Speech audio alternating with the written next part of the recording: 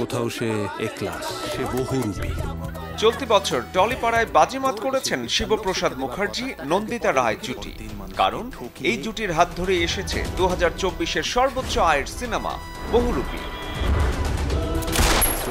দুর্গোৎসব ঘিরে মুক্তি পাওয়া এই ছবিটির বিশ্বব্যাপী আয় 16 কোটিরও বেশি, যেখানে অভিনয় করেছেন আবির চ্যাটার্জি, কৌশানী মুখোপাধ্যায় ও রীতা ভরি চক্রবর্তী।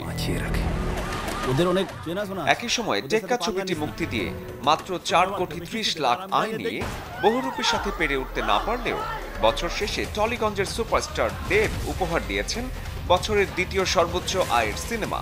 বলছি খাদাম ছবির কথা। বড়দিনে মুক্তি পাওয়া এই সিনেমাটির আয় 7 কোটি 42 লাখ। সুজিত দত্তের পরিচালনায় যে ছবিতে দেবের দ্বৈত চরিত্র আর যিশু সেনগুপ্তের নেতিবাচক উপস্থিতি দর্শক উপভোগ করেছে বেশ। এইটুকু না করলে যে ওর আর আমার ইনকমপ্লিট গল্পটা শেষ হবে না। 2024 শেষে টলিপাড়ায় নিজেদের জনপ্রিয়তা দিয়ে তৃতীয় সর্বোচ্চ আয়ের সিনেমা উপহার দিয়েছেন প্রসেনজিৎ ঋতুপর্ণা জুটি। তাদের অযোগ্য ছবিটি মুক্তি পায় 7 জুন আর আয় করে 2 কোটি।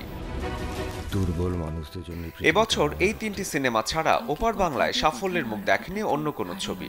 তবে সন্তান, বুমেরাঙের মতো সিনেমা নিয়ে উপস্থিত ছিলেন মিঠুন চক্রবর্তী, জিতের মতো তারকারা। এছাড়াও ছোট কিংবা বড় বাজেটের সব সিনেমা মিলিয়ে যদি হিসেব করা হয় তবে প্রায় 80 সিনেমায় 2024-এ টলিউড ব্যবসায় পেয়েছে বিশ্বব্যাপী 52 কোটি 33 লাখ। ঠিক তাই হবে, এক্স্যাক্টলি।